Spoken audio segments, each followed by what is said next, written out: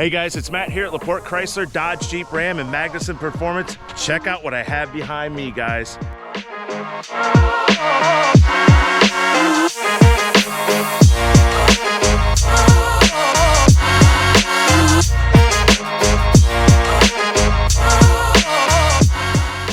Three 2023 Challenger Jailbreak Widebody Hellcat.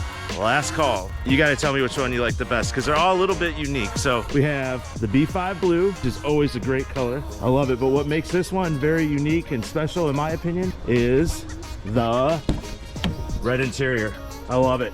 Now, not everybody's going to like a B5 blue Hellcat with the red leather interior, but I think it's a showstopper. I love it. Then, of course, we have this one, traditional black. Black cars are always cool. One of my favorite colors on my vehicles.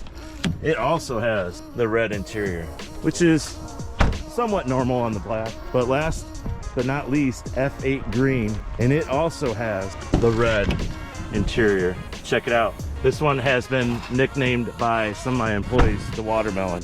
I think it's a great nickname. I love it. I love F8 green, and I think the red interior goes very well with it. So these are some of my brand new last call Challenger widebody Hellcats. I do have a Sublime manual widebody coming in, which is extra cool. And I think I have a Go Man Go. And then the party's over. Just the Demon 170, and then we are done with last calls. Unfortunately, we're gonna have to go to those electric cars. We'll see how that goes. Comment, like, subscribe, and let me know which color combination you like best, or maybe you guys don't like red interior at all. Personally, to me, I love the red interior. I wish my silver Charger Hellcat had the red interior, the 950 horse, but it doesn't, so it doesn't. More on the Charger coming up. We're gonna do some more work, I think, to it over the winter and get it up above 1,000 and get it on the dyno and stuff like that, but let us know, guys.